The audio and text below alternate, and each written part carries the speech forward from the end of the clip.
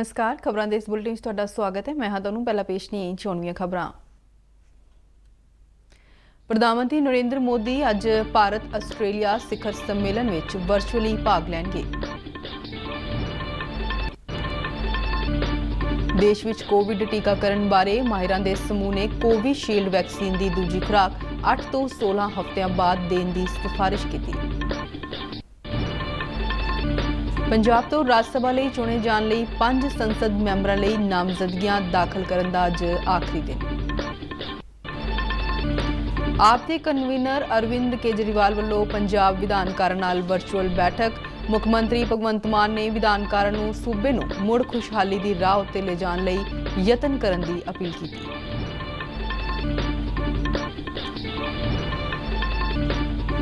उत्तराखंड ਅਤੇ गोवा विच सरकार बनाउण लई बीजेपी ਵੱਲੋਂ ਤਿਆਰੀਆਂ। ਤੇ ਹੁਣ ਖਬਰਾਂ ਵਿਸਥਾਰ ਨਾਲ।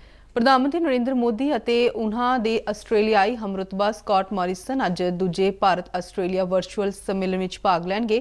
ਵਿਦੇਸ਼ ਮੰਤਰਾਲੇ ਨੇ ਇੱਕ ਬਿਆਨ ਵਿੱਚ ਕਿਹਾ ਕਿ ਸਿਖਰ ਸੰਮੇਲਨ ਇਤਿਹਾਸਕ ਪਹਿਲੇ ਵਰਚੁਅਲ ਸੰਮੇਲਨ ਦੀ ਲੜੀ ਤਹਿਤ ਹੈ ਜੋ 4 ਜੂਨ 2020 ਨੂੰ ਆਯੋਜਿਤ ਕੀਤਾ ਗਿਆ ਸੀ। ਇਸ ਵਰਚੁਅਲ ਸਿਖਰ ਸੰਮੇਲਨ ਦੌਰਾਨ ਦੋਵੇਂ ਨੇਤਾ ਵਿਆਪਕ ਰਣਨੀਤਕ ਭਾਈਵਾਲੀ ਤਹਿਤ ਵੱਖ-ਵੱਖ ਪਹਿਲਕਦਮੀਆਂ ਉੱਤੇ ਹੋਰ ਪ੍ਰਗਤੀ ਦਾ ਜਾਇਜ਼ਾ ਲੈਣਗੇ। ਇਹ ਸਿਖਰ ਸੰਮੇਲਨ ਭਾਰਤ ਅਤੇ ਆਸਟ੍ਰੇਲੀਆ ਦਰਮਿਆਨ ਵੱਖ-ਵੱਖ ਖੇਤਰਾਂ ਵਿੱਚ ਨਵੀਆਂ ਪਹਿਲਕਦਮੀਆਂ ਅਤੇ ਵਧੇ ਹੋਏ ਸਹਿਯੋਗ ਨੂੰ ਅੱਗੇ ਵਧਾਏਗਾ। ਦੋਵੇਂ ਨੇਤਾਵਾਂ ਵੱਲੋਂ ਵਪਾਰ, ਖਣਿਜਾਂ, ਪ੍ਰਵਾਸ ਅਤੇ ਗਤੀਸ਼ੀਲਤਾ ਅਤੇ ਸਿੱਖਿਆ ਵਿੱਚ ਹੋਰ ਨਜ਼ਦੀਕੀ ਸਹਿਯੋਗ ਲਈ ਵਚਨਬੱਧਤਾ ਜਤਾਈ ਜਾ ਸਕਦੀ ਹੈ। ਇਸ ਤੋਂ ਇਲਾਵਾ ਖੇਤਰੀ ਅਤੇ ਅੰਤਰਰਾਸ਼ਟਰੀ ਮੁੱਦਿਆਂ ਉੱਤੇ ਵਿਚਾਰਾਂ ਉੱਤੇ ਚਰਚਾ ਕੀਤੇ ਜਾਣ ਦੀ ਵੀ ਉਮੀਦ ਹੈ। ਇਹ ਸਿਖਰ ਸੰਮੇਲਨ ਉਸ ਮਹੱਤਵ ਨੂੰ ਉਜਾਗਰ ਕਰਦਾ ਹੈ ਜੋ ਦੋਵੇਂ ਦੇਸ਼ ਆਪਣੇ ਦੁਵੱਲੇ ਸਬੰਧਾਂ ਦੇ ਨਾਲ-ਨਾਲ ਖੇਤਰੀ ਅਤੇ ਅੰਤਰਰਾਸ਼ਟਰੀ ਮੁੱਦਿਆਂ ਵਿੱਚ ਉਨ੍ਹਾਂ ਦੇ ਨਜ਼ਦੀਕੀ ਸਹਿਯੋਗ ਨੂੰ ਦਿੰਦੇ ਨੇ। ਭਾਰਤ ਆਸਟ੍ਰੇਲੀਆ ਵਿਆਪਕ ਰਣਨੀਤਿਕ ਭਾਈਵਾਲੀ ਨੇ ਉੱਪਰ ਵੱਲ ਦੀ ਗਤੀ ਨੂੰ ਬਰਕਰਾਰ ਰੱਖਿਆ ਹੈ। जापान के प्रधानमंत्री फूमियो किशिदा का 2 दिना भारत दौरा संपन्न होया। प्रधानमंत्री वालों अहुदा संभालन मगरों अपनी पहली भारत फेरी दौरान जापान के प्रधानमंत्री ने नवी दिल्ली में 14वीं भारत जापान शिखर वार्ता में शिरकत की। इस शिखर सम्मेलन दौरान प्रधानमंत्री नरेंद्र मोदी और फूमियो किशिदा विचाले उसारू गलबात हुई और दोवें नेताओं वालों भारत और जापान विचाले आर्थिक और सभ्याचारक संबंधों नूं होर वधाउण ते विस्तारपूर्वक चर्चा की गई। नरेंद्र मोदी ਅਤੇ ਫੂਮੀਓ ਕਿਸ਼ਿਦਾ ਵਿਚਾਲੇ ਡੈਲੀਗੇਸ਼ਨ ਪੱਧਰੀ ਗੱਲਬਾਤ ਕੀਤੀ ਗਈ जिस दौरान खेतरी ਅਤੇ ਦੁਵੱਲੇ ਹਿੱਤਾਂ ਦੇ ਵਿਸ਼ਵ ਮੁੱਦਿਆਂ ਉੱਤੇ ਵਿਚਾਰ ਸਾਂਝੇ ਕੀਤੇ ਗਏ ਤਾਂ ਜੋ ਹਿੰਦ ਪ੍ਰਸ਼ਾਂਤ ਖੇਤਰ ਵਿੱਚ ਸ਼ਾਂਤੀ, ਸਥਿਰਤਾ ਅਤੇ ਖੁਸ਼ਹਾਲੀ ਲਈ ਭਾਈਵਾਲੀ ਨੂੰ ਹੋਰ ਅੱਗੇ ਵਧਾਇਆ ਜਾ ਸਕੇ। ਪ੍ਰਧਾਨ ਮੰਤਰੀ ਨਰਿੰਦਰ ਮੋਦੀ ਅਤੇ ਫੂਮੀਓ ਕਿਸ਼ਿਦਾ ਵੱਲੋਂ ਭਾਰਤ ਤੇ ਜਾਪਾਨ ਆਰਥਿਕ ਫੋਰਮ ਨੂੰ ਵੀ ਸੰਬੋਧਨ ਕੀਤਾ ਗਿਆ। ਪ੍ਰਧਾਨ ਮੰਤਰੀ ਨੇ ਕਿਹਾ ਕਿ ਭਾਰਤ ਜਾਪਾਨੀ ਕੰਪਨੀਆਂ ਨੂੰ ਭਾਰਤ ਵਿੱਚ ਸਥਾਪਿਤ ਹੋਣ ਲਈ ਹਰ ਸੰਭਵ ਮਦਦ ਮੁਹੱਈਆ ਕਰਵਾਏਗਾ। ਉਹਨਾਂ ਕਿਹਾ ਕਿ ਭਾਰਤ ਤੇ ਜਾਪਾਨ ਵਿਚਾਲੇ ਸੰਬੰਧਾਂ ਦਾ ਆਧਾਰ ਬਹੁਤ ਮਜ਼ਬੂਤ ਹੈ ਅਤੇ ਇਸ ਨਾਲ ਦੋਵੇਂ मुल्कों को लाभ मिलेगा। India Japan industrial competitiveness partnership road map इसके लिए एक कारगर मैकेनिज्म सिद्ध होगा। जापान के साथ हमारी स्किल्स पार्टनरशिप भी इस दिशा में कारगर भूमिका निभाएगी। भारत और जापान दोनों ही सिक्योर, ट्रस्टेड, प्रिडिक्टेबल और स्टेबल एनर्जी सप्लाई के महत्व को समझते हैं। ये सस्टेनेबल इकोनॉमिक ग्रोथ के लिए, उस लक्ष्य को पाने और क्लाइमेट चेंज की समस्या से निपटने के लिए बहुत ही अनिवार्य है। जापानी प्रधानमंत्री के भारत दौरे दौरान भारत ते जापान विचाले 6 समझौते सहीबद्ध होए जिन्हां विच साइबर सुरक्षा, मूल ढांचा विकास, शहरी विकास और स्वच्छ ऊर्जा संबंधी समझौते शामिल सन। देश विच कोविड टीकाकरण बारे माहिरां दी एक इकाई नूं कोविशील्ड वैक्सीन दी दूजी खुराक 8 ਤੋਂ 16 हफ्तिਆਂ ਤੋਂ ਬਾਅਦ देण दी सिफारिश कीती है। कौमी सलाहकार ग्रुप ਵੱਲੋਂ दूजा टीका 12 ਤੋਂ 16 हफ्तिਆਂ ਦੀ ਬਜਾਏ ਹੁਣ 8 ਤੋਂ 16 ਹਫ਼ਤਿਆਂ ਬਾਅਦ ਲਗਾਇਆ ਜਾ ਸਕੇਗਾ। ਭਾਰਤ ਬਾਇਓਟੈਕ ਦੇ ਕੋਵੈਕਸਿਨ ਟੀਕੇ ਦੇ ਸ਼ੈਡਿਊਲ ਵਿੱਚ ਤਬਦੀਲੀ ਬਾਰੇ ਅਜੇ ਕੋਈ ਫੈਸਲਾ ਨਹੀਂ ਹੋਇਆ ਹੈ। ਕੋਵਿਸ਼ੀਲਡ ਬਾਰੇ ਕੀਤੀ ਗਈ ਇਸ ਸਿਫਾਰਿਸ਼ ਨੂੰ ਕੌਮੀ ਟੀਕਾਕਰਨ ਪ੍ਰੋਗਰਾਮ ਵਿੱਚ ਲਾਗੂ ਕੀਤਾ ਜਾਵੇਗਾ। ਪੰਜਾਬ ਵਿਧਾਨ ਸਭਾ ਚੋਣਾਂ ਤੋਂ ਬਾਅਦ ਹੁਣ ਦੇਸ਼ ਦੇ ਵੱਖ-ਵੱਖ ਸੂਬਿਆਂ ਵਿੱਚ ਸੰਸਦ ਦੇ ਉੱਪਰਲੇ ਸਦਨ ਰਾਜ ਸਭਾ ਦੀਆਂ ਸੀਟਾਂ ਲਈ ਹੋਣ ਵਾਲੀਆਂ ਚੋਣਾਂ ਬਾਰੇ ਚਰਚਾ ਗਰਮ ਹੈ। ਪੰਜਾਬ ਵਿੱਚ ਕੁੱਲ 7 ਰਾਜ ਸਭਾ ਸੀਟਾਂ ਨੇ, ਜਿਨ੍ਹਾਂ ਵਿੱਚੋਂ 5 ਮੈਂਬਰ 2 ਅਪ੍ਰੈਲ ਨੂੰ ਸੇਵਾ ਮੁਕਤ ਹੋ ਰਹੇ ਨੇ। ਇਨ੍ਹਾਂ ਰਾਜ ਸਭਾ ਚੋਣਾਂ ਲਈ ਨਾਮਜ਼ਦਗੀ ਦਾਖਲ ਕਰਨ ਦਾ ਅੱਜ ਆਖਰੀ ਦਿਨ ਹੈ, ਪਰ ਪੰਜਾਬ ਵਿੱਚ ਭਾਰੀ ਬਹੁਮਤ ਨਾਲ ਸੱਤਾ ਵਿੱਚ ਆਈ ਆਮ ਆਦਮੀ ਪਾਰਟੀ ਨੇ ਰਾਜ ਸਭਾ ਚੋਣਾਂ ਵਿੱਚ ਲਈ ਉਮੀਦਵਾਰਾਂ ਬਾਰੇ ਆਪਣੇ ਸਿਆਸੀ ਪੱਤੇ ਅਜੇ ਤੱਕ ਨਹੀਂ ਖੋਲ੍ਹੇ ਹਨ। ਜ਼ਿਕਰਯੋਗ ਹੈ ਕਿ ਪੰਜਾਬ ਤੋਂ ਜਿਹੜੇ 5 ਰਾਜ ਸਭਾ ਮੈਂਬਰ 2 ਅਪ੍ਰੈਲ ਨੂੰ ਸੇਵਾ ਮੁਕਤ ਹੋਣ ਜਾ ਰਹੇ ਨੇ, ਉਹਨਾਂ ਵਿੱਚ ਕਾਂਗਰਸ ਪਾਰਟੀ ਦੇ ਪ੍ਰਤਾਪ ਸਿੰਘ ਬਾਜਵਾ ਅਤੇ ਸ਼ਮਸ਼ੇਰ ਸਿੰਘ ਦੁੱਲੋ, ਸ਼੍ਰੋਮਣੀ ਅਕਾਲੀ ਦਲ ਦਾ ਹਿੱਸਾ ਰਹਿ ਚੁੱਕੇ ਸੁਖਦੇਵ ਸਿੰਘ ਢੀਂਡਸਾ ਅਤੇ ਨਰੇਸ਼ ਗੁਜਰਾਲ ਤੋਂ ਇਲਾਵਾ ਭਾਜਪਾ ਦੇ ਸ਼ਵੇਤ ਮਲਿਕ ਸ਼ਾਮਲ ਨੇ। ਇਨ੍ਹਾਂ ਰਾਜ ਸਭਾ ਚੋਣਾਂ ਲਈ ਨਾਮਜ਼ਦਗੀਆਂ ਦਾਖਲ ਕਰਨ ਦਾ ਅੱਜ ਆਖਰੀ ਦਿਨ ਹੈ, ਜਦਕਿ 24 ਮਾਰਚ ਤੱਕ ਨਾਮਜ਼ਦਗੀ ਕਾਗਜ਼ ਵਾਪਸ ਲਏ ਜਾ ਸਕਣਗੇ। ਇਨ੍ਹਾਂ ਰਾਜ ਸਭਾ ਚੋਣਾਂ ਲਈ ਮਤਦਾਨ 31 ਮਾਰਚ ਨੂੰ ਸਵੇਰੇ 9 ਵਜੇ ਤੋਂ ਸ਼ਾਮ 4 ਵਜੇ ਤੱਕ ਹੋਣਾ ਹੈ। ਆਮ ਆਦਮੀ ਪਾਰਟੀ ਦੇ ਕੌਮੀ ਕਨਵੀਨਰ ਅਤੇ ਦਿੱਲੀ ਦੇ ਮੁੱਖ ਮੰਤਰੀ ਅਰਵਿੰਦ ਕੇਜਰੀਵਾਲ ਨੇ ਕਿਹਾ ਹੈ ਕਿ ਪੰਜਾਬ ਦੇ ਮੁੱਖ ਮੰਤਰੀ ਭਗਵੰਤ ਮਾਨ ਵੱਲੋਂ ਨਵੇਂ ਬਣੇ ਮੰਤਰੀਆਂ ਨੂੰ ਟੀਚੇ ਦਿੱਤੇ ਜਾਣਗੇ, ਜਿਨ੍ਹਾਂ ਨੂੰ ਤੈਅ ਸਮੇਂ ਸੀਮਾ ਅੰਦਰ ਪੂਰਾ ਕਰਨਾ ਹੋਵੇਗਾ। ਮੋਹਾਲੀ ਵਿੱਚ ਆਮ ਆਦਮੀ ਪਾਰਟੀ ਦੇ ਨਵੇਂ ਚੁਣੇ ਗਏ ਵਿਧਾਇਕਾਂ ਦੀ ਮੀਟਿੰਗ ਨੂੰ ਵਰਚੁਅਲ ਮਾਧਿਅਮ ਰਾਹੀਂ ਸੰਬੋਧਨ ਕਰਦਿਆਂ ਕੇਜਰੀਵਾਲ ਨੇ ਕਿਹਾ ਕਿ ਸਾਰਿਆਂ ਨੂੰ ਭਗਵੰਤ ਮਾਨ ਦੀ ਅਗਵਾਈ ਵਿੱਚ ਰਲ ਕੇ ਕੰਮ ਕਰਨਾ ਹੋਵੇਗਾ ਅਤੇ ਉਹ ਖੁਦ ਇੱਕ ਵੱਡੇ ਭਰਾ ਦੀ ਭੂਮਿਕਾ ਵਿੱਚ ਮੌਜੂਦ ਰਹਿਣਗੇ। ਉਹਨਾਂ ਕਿਹਾ ਕਿ ਕਈ ਵਿਧਾਇਕ ਮੰਤਰੀ ਨਾ ਬਣਾਏ ਜਾਣ ਕਰਕੇ ਨਾਰਾਜ਼ ਨੇ, ਪਰ ਸਾਰਿਆਂ ਨੂੰ ਮੰਤਰੀ ਨਹੀਂ ਬਣਾਇਆ ਜਾ ਸਕਦਾ। ਉਹਨਾਂ ਇਹ ਵੀ ਕਿਹਾ ਕਿ ਜਿਨ੍ਹਾਂ ਮੰਤਰੀਆਂ ਦੀ ਕਾਰਗੁਜ਼ਾਰੀ ਠੀਕ ਨਹੀਂ ਹੋਵੇਗੀ, ਉਹਨਾਂ ਨੂੰ ਹਟਾਇਆ ਵੀ ਜਾ ਸਕਦਾ ਹੈ। ਕੇਜਰੀਵਾਲ ਨੇ ਕਿਹਾ ਕਿ ਪੰਜਾਬ ਵਿੱਚ ਹਰ ਦੂਜੇ ਵਿਅਕਤੀ ਨੇ ਆਮ ਆਦਮੀ ਪਾਰਟੀ ਨੂੰ ਵੋਟ ਪਾਈ ਹੈ ਅਤੇ ਸਾਨੂੰ ਉਹਨਾਂ ਦੀਆਂ ਉਮੀਦਾਂ ਉੱਤੇ ਖਰੇ ਉਤਰਨਾ ਹੈ। ਉਹਨਾਂ ਕਿਹਾ ਕਿ ਭਗਵੰਤ ਮਾਨ ਦੀ ਅਗਵਾਈ ਵਿੱਚ ਪੰਜਾਬ ਸਰਕਾਰ ਵੱਲੋਂ 25,000 ਨੌਕਰੀਆਂ ਦੇਣ ਦਾ ਵਾਅਦਾ ਕੀਤਾ ਗਿਆ ਹੈ ਅਤੇ 1 ਮਹੀਨੇ ਅੰਦਰ ਇਨ੍ਹਾਂ ਨੌਕਰੀਆਂ ਲਈ ਭਰਤੀਆਂ ਨਿਕਲਣਗੀਆਂ। ਅਰਵਿੰਦ ਕੇਜਰੀਵਾਲ ਨੇ ਕਿਹਾ ਕਿ ਪੰਜਾਬ ਵਿੱਚ ਜਿਨ੍ਹਾਂ ਕਿਸਾਨਾਂ ਦੀਆਂ ਅਕਤੂਬਰ ਮਹੀਨੇ ਵਿੱਚ ਫਸਲਾਂ ਬਰਬਾਦ ਹੋਈਆਂ ਸਨ, ਉਹਨਾਂ ਦਾ ਮੁਆਵਜ਼ਾ ਕਿਸਾਨਾਂ ਦੇ ਜ਼ਿਲ੍ਹਿਆਂ ਵਿੱਚ ਪਹੁੰਚ ਗਿਆ ਹੈ ਅਤੇ 3-4 ਦਿਨਾਂ ਵਿੱਚ ਕਿਸਾਨਾਂ ਨੂੰ ਮੁਆਵਜ਼ੇ ਦੇ ਚੈੱਕ ਪ੍ਰਾਪਤ ਹੋ ਜਾਣਗੇ। ਉਹਨਾਂ ਆਪ ਸਰਕਾਰ ਵੱਲੋਂ ਭ੍ਰਿਸ਼ਟਾਚਾਰ ਵਿਰੋਧੀ ਹੈਲਪਲਾਈਨ ਸ਼ੁਰੂ ਕਰਨ ਦੀ ਵੀ ਸ਼ਲਾਘਾ ਕੀਤੀ।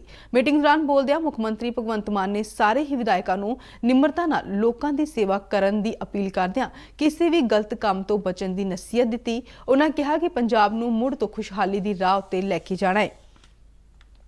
ਪੰਜਾਬ ਸਰਕਾਰ ਵੱਲੋਂ ਸਾਬਕਾ ਅਕਾਲੀ ਮੰਤਰੀ ਬਿਕਰਮ ਸਿੰਘ ਮਜੀਠੀਆ ਵਿਰੁੱਧ ਨਸ਼ਾ ਤਸਕਰੀ ਮਾਮਲੇ ਦੀ ਜਾਂਚ ਲਈ ਵਿਸ਼ੇਸ਼ ਜਾਂਚ ਟੀਮ ਦੇ ਮੁੜ ਗਠਨ ਦਾ ਐਲਾਨ ਕੀਤਾ ਗਿਆ ਹੈ। ਮੁੱਖ ਮੰਤਰੀ ਭਗਵੰਤ ਮਾਨ ਵੱਲੋਂ ਗਠਿਤ ਇਸ ਜਾਂਚ ਟੀਮ ਦੀ ਅਗਵਾਈ AIG ਗੁਰਸ਼ਰਨ ਸਿੰਘ ਸੰਧੂ ਕਰਨਗੇ। ਵਿਸ਼ੇਸ਼ ਜਾਂਚ ਟੀਮ ਵਿੱਚ 4 ਹੋਰ ਮੈਂਬਰ ਹੋਣਗੇ, ਜਿਨ੍ਹਾਂ ਵਿੱਚ AIG ਰਾਹੁਲ ਸਿੰਘ ਅਤੇ ਰਣਜੀਤ ਸਿੰਘ ਤੋਂ ਇਲਾਵਾ DSP ਰੈਂਕ ਦੇ 2 ਅਧਿਕਾਰੀ ਸ਼ਾਮਲ ਨੇ। ਇਸ ਕੇਸ ਦੀ ਜਾਂਚ ਲਈ ਪਹਿਲੋਂ ਗਠਿਤ ਜਾਂਚ ਟੀਮ ਦੀ ਅਗਵਾਈ AIG ਬਲਰਾਜ ਸਿੰਘ ਕਰ ਰਹੇ ਸਨ। ਇਸ 3 ਮੈਂਬਰੀ ਜਾਂਚ ਟੀਮ ਦਾ ਗਠਨ ਬਿਕਰਮ ਮਜੀਠੀਆ ਵਿਰੁੱਧ NDPS ਕਾਨੂੰਨ ਦੀਆਂ ਵੱਖ-ਵੱਖ ਧਾਰਾਵਾਂ ਤਹਿਤ ਦਰਜ FIR ਦੀ ਜਾਂਚ ਲਈ ਕੀਤਾ ਗਿਆ ਸੀ। ਰੰਗ ਦੇ ਬਸੰਤੀ ਚੋਲਾ ਤਹਿਤ ਆਯੋਜਿਤ ਸ਼ਹੀਦ ਨਮਨ ਯਾਤਰਾ ਦੇ ਦੂਜੇ ਦਿਨ ਭਾਰਤੀ ਜਨਤਾ ਪਾਰਟੀ ਹਰਿਆਣਾ ਦੇ ਪ੍ਰਧਾਨ ਓਮ ਪ੍ਰਕਾਸ਼ ਧਨਖੜ ਅੰਮ੍ਰਿਤਸਰ ਪੁੱਜੇ, ਜਿੱਥੇ ਉਹਨਾਂ ਸ਼ਹੀਦਾਂ ਦੀ ਯਾਦਗਾਰ ਜਲਿਆਂਵਾਲਾ ਬਾਗ ਵਿਖੇ ਸ਼ਰਧਾਂਜਲੀਆਂ ਭੇਂਟ ਕੀਤੀਆਂ। ਉਹਨਾਂ ਵੱਲੋਂ ਜਲਿਆਂਵਾਲਾ ਬਾਗ ਤੋਂ ਮਿੱਟੀ ਵੀ ਇਕੱਠੀ ਕੀਤੀ, ਜਿਸ ਨਾਲ ਹਰਿਆਣਾ ਦੇ ਵੱਖ-ਵੱਖ ਹਿੱਸਿਆਂ ਵਿੱਚ ਨੌਜਵਾਨਾਂ ਨੂੰ ਪ੍ਰੇਰਿਤ ਕੀਤਾ ਜਾਵੇਗਾ। ਇਸ ਮੌਕੇ ਓਮ ਪ੍ਰਕਾਸ਼ ਧਨਖੜ ਨੇ ਕਿਹਾ ਕਿ ਦੇਸ਼ ਦਾ ਕ੍ਰਾਂਤੀਕਾਰੀ ਅੰਦੋਲਨ 1857 ਤੋਂ ਸ਼ੁਰੂ ਹੋ ਕੇ 1947 ਤੱਕ ਪੂਰੇ 90 ਸਾਲ ਚੱਲਿਆ। ਇਸ ਸਮੇਂ ਦੌਰਾਨ ਕੋਈ 3,27,000 ਭਾਰਤੀ ਸ਼ਹੀਦ ਹੋਏ। ਧਨਖੜ ਨੇ ਕਿਹਾ ਕਿ ਰੰਗ ਦੇ ਬਸੰਤੀ ਚੋਲਾ ਅਭਿਆਨ ਤਹਿਤ ਭਾਰਤੀ ਜਨਤਾ ਪਾਰਟੀ ਵੱਲੋਂ ਹਰਿਆਣਾ ਦੇ ਵੱਖ-ਵੱਖ ਹਿੱਸਿਆਂ ਵਿੱਚ ਪਹੁੰਚ ਕੇ ਲੋਕਾਂ ਨੂੰ ਦੇਸ਼ ਦੀ ਆਜ਼ਾਦੀ ਲਈ ਸ਼ਹੀਦਾਂ ਵੱਲੋਂ ਦਿੱਤੀਆਂ ਗਈਆਂ ਕੁਰਬਾਨੀਆਂ ਬਾਰੇ ਦੱਸਿਆ ਜਾਵੇਗਾ।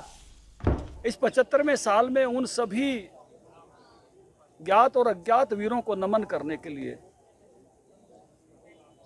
आज हम जलियांवाला बाग में हैं। भारत की आज़ादी के लिए 3,27,000 लोगों की शहादत हुई है। उसमें से एक बड़ी संख्या जलियांवाला बाग में थी। आधिकारिक आंकड़े कुछ 100 के हैं, लेकिन अनाधिकारिक आंकड़े यहाँ के डॉक्टर समित के अनुसार 1800 लोग यहाँ बलिदान हो गए थे। आधिकारिक आंकड़े इस बाग में 388 के हैं, यहाँ के DC ऑफिस में 474 के हैं, लेकिन बड़ी संख्या में लोगों का यहाँ बलिदान हुआ। हम यहाँ इसलिए आए हैं कि हमारी युवा पीढ़ी कोई परकीय शासन कितना बुरा होता है इसको याद रखे। अगर हमने अपने बुरे दिनों को भुला दिया तो हमारे बुरे दिन फिर से आ जाएंगे। इसलिए हम आज़ादी के 75वें साल में जहाँ उन वीरों को नमन करें जिन्होंने आज़ादी के लिए बलिदान दिया, हम उन बातों को याद करें जो आज़ादी के बाद हमने पाई हैं। हमने उस पीड़ा और दर्द को भी याद करना है जो विभाजन की विभीषिका से उत्पन्न हुआ था। उत्तराखंड ਅਤੇ गोवा ਵਿੱਚ ਭਾਰਤੀ ਜਨਤਾ ਪਾਰਟੀ ਵੱਲੋਂ ਸਰਕਾਰ ਬਣਾਉਣ ਦੀਆਂ ਤਿਆਰੀਆਂ ਚੱਲ ਰਹੀਆਂ ਨੇ। उत्तराखंड ਵਿਧਾਨ ਸਭਾ ਦੀਆਂ 70 ਸੀਟਾਂ ਵਿੱਚੋਂ 47 ਸੀਟਾਂ ਜਿੱਤ ਕੇ ਬੀਜੇਪੀ ਬਹੁਮਤ ਵਾਲੀ ਪਾਰਟੀ ਵਜੋਂ ਉੱਭਰੀ ਹੈ। ਪਾਰਟੀ ਵਿਧਾਇਕਾਂ ਦੀ ਅੱਜ ਦੇਹਰਾਦੂਨ ਵਿੱਚ ਮੀਟਿੰਗ ਹੋਵੇਗੀ। ਇਸ ਤੋਂ ਪਹਿਲਾਂ ਕੱਲ ਸੂਬੇ ਦੇ ਕਾਰਜਕਾਰੀ ਮੁੱਖ ਮੰਤਰੀ ਪੁਸ਼ਕਰ ਸਿੰਘ ਧਾਮੀ ਅਤੇ ਪਾਰਟੀ ਦੇ ਕੌਮੀ ਪ੍ਰਧਾਨ ਜੇਪੀ ਨੱਡਾ ਵੱਲੋਂ ਕੇਂਦਰੀ ਗ੍ਰਹਿ ਮੰਤਰੀ ਅਮਿਤ ਸ਼ਾਹ ਨਾਲ ਸਰਕਾਰ ਬਣਾਉਣ ਵਾਲੇ ਮੁਲਾਕਾਤ ਕੀਤੀ। ਮੀਟਿੰਗ ਮਗਰੋਂ ਪੱਤਰਕਾਰ ਨਾਲ ਗੱਲਬਾਤ ਕਰਦਿਆਂ ਪੁਸ਼ਕਰ ਸਿੰਘ ਧਾਮੀ ਨੇ ਕਿਹਾ ਕਿ ਪਾਰਟੀ ਦੀ ਕੇਂਦਰੀ ਲੀਡਰਸ਼ਿਪ ਵਿਧਾਨਕਾਰ ਦਲ ਦੇ ਅਗਲੇ ਨੇਤਾ ਦਾ ਫੈਸਲਾ ਕਰੇਗੀ। ਗੋਆ ਵਿੱਚ ਸਰਕਾਰ ਬਣਾਉਣ ਲਈ ਬੀਜੇਪੀ ਵੱਲੋਂ ਅੱਜ ਆਪਣੀ ਦਾਅਵੇਦਾਰੀ ਪੇਸ਼ ਕੀਤੀ ਜਾਵੇਗੀ। ਬੀਜੇਪੀ ਦੀ ਗੋਆ ਇਕਾਈ ਦੇ ਪ੍ਰਧਾਨ ਸਦਾਨੰਦ ਸ਼ੇਤ ਤਾਨਵੜੇ ਨੇ ਦੱਸਿਆ ਕਿ ਅੱਜ ਪਣਜੀ ਵਿੱਚ ਪਾਰਟੀ ਵਿਧਾਨਕਾਰਾਂ ਦੀ ਮੀਟਿੰਗ ਸੱਦੀ ਗਈ ਹੈ, ਜਿਸ ਵਿੱਚ ਵਿਧਾਨਕਾਰ ਦਲ ਦੇ ਨੇਤਾ ਦੀ ਚੋਣ ਕੀਤੀ ਜਾਵੇਗੀ। ਮਣੀਪੁਰ ਵਿੱਚ ਵਿਧਾਨਕਾਰ ਦਲ ਵੱਲੋਂ ਐਨ ਬੀਰੇਨ ਸਿੰਘ ਨੂੰ ਦੁਬਾਰਾ ਨੇਤਾ ਚੁਣਿਆ ਗਿਆ ਅਤੇ ਉਹ ਹੁਣ ਦੂਜੀ ਵਾਰ ਮਣੀਪੁਰ ਦੇ ਮੁੱਖ ਮੰਤਰੀ ਵਜੋਂ ਸਹੁੰ ਚੁੱਕਣਗੇ। ਕੇਂਦਰੀ ਸੜਕੀ ਆਵਾਜਾਈ ਅਤੇ ਸ਼ਾਹ ਮਾਰਗ ਮੰਤਰੀ ਨਿਤਿਨ ਗਡਕਰੀ ਨੇ ਕਿਹਾ ਕਿ ਇਹ ਖੰਡ ਉਦਯੋਗ ਨੂੰ ਮਜ਼ਬੂਤ ਰੱਖਣ ਲਈ ਇਥੇਨੋਲ ਉਤਪਾਦਨ ਵਿੱਚ ਵਾਧਾ ਬੇहद ਜ਼ਰੂਰੀ ਹੈ। ਮੁੰਬਈ ਵਿੱਚ ਖੰਡ ਅਤੇ ਇਥੇਨੋਲ ਇੰਡੀਅਨ ਕਾਨਫਰੰਸ ਨੂੰ ਸੰਬੋਧਨ ਕਰਦਿਆਂ ਉਨ੍ਹਾਂ ਨੇ ਕਿਹਾ ਕਿ ਖੇਤੀਬਾੜੀ ਨੂੰ ਊਰਜਾ ਅਤੇ ਬਿਜਲੀ ਸੈਕਟਰ ਦੀਆਂ ਲੋੜਾਂ ਮੁਤਾਬਕ ਢਾਲਣਾ ਸਮੇਂ ਦੀ ਲੋੜ ਹੈ। ਗਡਕਰੀ ਨੇ ਕਿਹਾ ਕਿ ਇਸ ਤਬਾਦਲੇ ਨਾਲ ਦੇਸ਼ ਦਾ ਅੰਨਦਾਤਾ ਊਰਜਾ ਸਪਲਾਇਰ ਬਣ ਸਕੇਗਾ। ਉਨ੍ਹਾਂ ਨੇ ਕਿਹਾ ਕਿ ਇਥੇਨੋਲ, ਮੈਥੇਨੋਲ, ਬਾਇਓਡੀਜ਼ਲ, ਗ੍ਰੀਨ ਹਾਈਡਰੋਜਨ ਅਤੇ ਬਾਇਓ ਸੀਐਨਜੀ ਜਿਹੇ ਬਾਲਣ ਆਉਣ ਵਾਲੇ ਭਵਿੱਖ ਨੇ। ਗਡਕਰੀ ਨੇ ਕਿਹਾ ਕਿ ਭਾਰਤ ਨੂੰ ਪੈਟਰੋਲੀਅਮ ਦੇ ਦਰਾਮਦਕਾਰ ਦੀ ਬਜਾਏ ਊਰਜਾ ਬਰਾਮਦਕਾਰ ਰਾਸ਼ਟਰ ਬਣਾਉਣ ਦੀ ਲੋੜ ਹੈ। ਜੰਮੂ ਕਸ਼ਮੀਰ ਦੇ ਉਪ ਰਾਜਪਾਲ ਮਨੋਜ ਸਿਨਹਾ ਨੇ ਕਿਹਾ ਕਿ ਪ੍ਰਦੇਸ਼ ਨੂੰ ਅੱਤਵਾਦ ਮੁਕਤ ਕਰਨ ਲਈ ਨਿਰੰਤਰ ਯਤਨ ਕੀਤੇ ਜਾ ਰਹੇ ਨੇ। ਉਦਮਪੁਰ ਵਿੱਚ ਬੀਐਸਐਫ ਦੇ ਇੱਕ ਸਮਾਗਮ ਦੌਰਾਨ ਸੰਬੋਧਨ ਕਰਦਿਆਂ ਸਿਨਹਾ ਨੇ ਕਿਹਾ ਕਿ ਕੇਂਦਰ ਸ਼ਾਸਤ ਪ੍ਰਦੇਸ਼ ਜੰਮੂ ਕਸ਼ਮੀਰ ਦੇ ਸਮਾਜਿਕ ਵਿਕਾਸ ਲਈ ਇਸ ਨੂੰ ਅੱਤਵਾਦ ਅਤੇ ਰਿਸ਼ਵਤਖੋਰੀ ਤੋਂ ਮੁਕਤ ਕਰਨਾ ਜ਼ਰੂਰੀ ਹੈ।